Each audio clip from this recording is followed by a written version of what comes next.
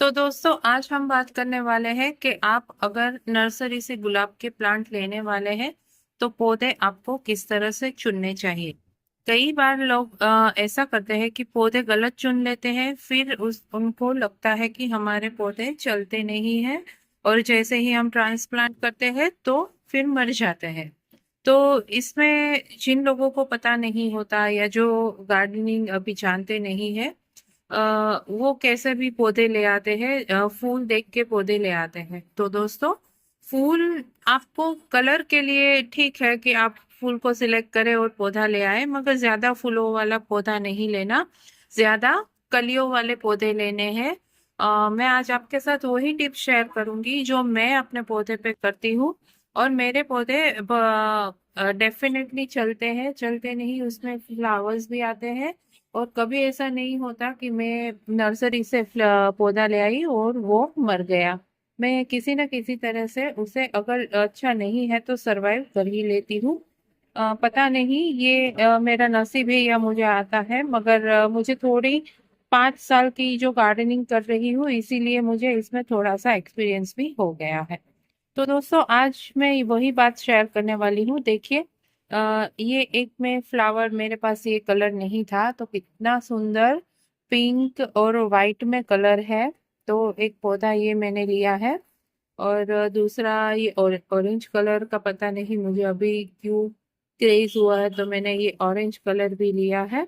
और एक ये मैंने वाइट लिया है, जिससे कि समर में अगर ये हाइब्रिड पौधे ना चले तो ये वाइट वाले तो डेफिनेटली चले। और इन्हें में गुच्छों में फूल आते हैं, आप देख सकते हैं कितने सुंदर। अगर ये बड़ा हो गया तो कितना प्यारा लगेगा मेरे गार्डन में। तो ये 3 कलर अभी मैंने लिए हैं।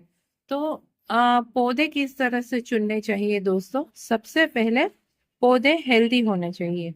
गुलाब के पौधे खास करके अगर आप लेते हैं तो आपको देखना है कि इसमें ब्लैक कलर की शाखाएं नहीं होनी चाहिए।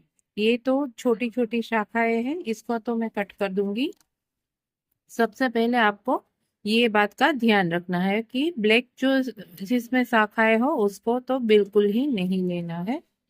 तो देखिए यहाँ पे भी एक है, ये मैंने देख ही लिया था मगर मैं इसे कट कर दूंगी तो यहाँ से ये नहीं प्रॉब्लम करेगा।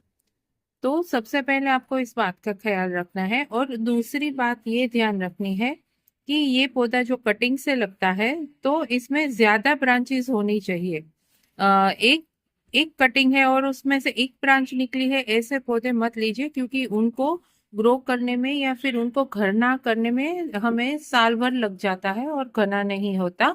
और दूसरा कि जितनी अ, इसमें डालियां होगी उतने ही ब्रांचेस में फूल आएंगे और हमें कम मेहनत में हमें इसे बुशी बना पाएंगे। तो दूसरी बात आपको ये ध्यान रखनी है कि इसमें ज्यादा से ज्यादा कलियां हो पाए। तो मेरे यहाँ ये 30 रुपए के प्लांट है, इससे अगर मैं ज्यादा बड़ा लूंगी तो वो मुझे 100 रुपए का मिलेगा। मगर उसमें भी ज्यादा फर्क नहीं था, जो एक दो ब्रांच ज्यादा थी बस, तो मैंने यही सिलेक्ट किया है। तो यही बात का ध्यान रखना है। और दूसरा कि आपको इस तरह की जो पत्तियां फंगस वाली है, आपको लगता है उसे तुरंत ही घर लाने के बाद निकाल देना है, क्योंकि ये और हमारे जो और पौधे हैं उसको भी फंगस लगा सकती है। तो इस तरह की पत्तियां तो निकाल ही देनी है। और तीसरी अगर मैं बात करूं तो जिसमें कलियां हो, देखिए ब्रांचेस तो ज्यादा है मगर उसमें इस तरह से कलियां अगर आ रही है तो कलियों वाला ही पौधा ले, फूलों वाला मत ले, कलियों वाला ही पौधा ले ताकि उसे आप मैनेज कर सके। इसमें से फ्लावर आएंगे तो हम यहाँ से इसको कट कर देंगे, ये जो 3 पत्ती है उसके नीचे से हम यहाँ से कट कर देंगे तो और 2 ब्रांच इसमें से निकलेगी। अगर मैं यहाँ से कट करूंगी तो और 2 ब्रांच इसमें निकलेगी। इस तरह से मेरा पौधा थोड़ी ही देर में बुशी बन जाएगा। तो ये बात का आपको ख्याल रखना है। और चौथी बात मैं करूं तो थोड़ी सी मोटी इसकी जो ब्रांच, उसमें एक ब्रांच अगर इतनी मोटी होगी तो बड़े ही कम चांसेस है कि ये सरवाइव ना करे। तो इस तरह की मोटी मोटी ब्रांचेस हो वैसे पौधे आपको लेने हैं। छोटी छोटी पतली पतली ब्रांचेस हो ऐसा ना लेके इतनी मोटी ब्रांचेस जिसमें हो वो ले, तो ये पौधा सिर्फ तुरंत ही सरवाइव कर जाएगा। तो बस बेसिक इन बातों का ख्याल रखना है और घर लाने के बाद आपको इसको क्लीन करना है। यानी कि जो मैंने सूखी पत्तियां आपको दिखाई वो निकाल देनी है। और जो भी फ्लावर्स पेंट हो चुके हैं उसमें देखिए ये भी मैंने इस तरह से ली है, जितनी मैक्सिमम इसमें ब्रांचेस हो सके उतनी, और ये एक बड़ी ब्रांच है। तो ये पौधा भी मेरा फेल नहीं होगा, यानी कि सक्सेस हो जाएगा। मैं ट्रांसप्लांट करूंगी तो, और मैं आपको दिखाऊंगी कि ट्रांसप्लांट मैं कैसे करती हूँ, ताकि आप लोगों को भी पता चले। क्योंकि मेरे पौधे ट्रांसप्लांट करने से कोई भी पौधा अब तक नहीं मरता है, सब सरवाइव कर जाते हैं। तो मैं आपके साथ भी वो टेक्निक शेयर करूंगी। तो इस तरह से पहले आपको क्लीन कर देने हैं पौधे। क्लीन करने के बाद आपके पौधे आप देखेंगे कितने हेल्दी लगेंगे, आपको तुरंत ही लगने लगेंगे।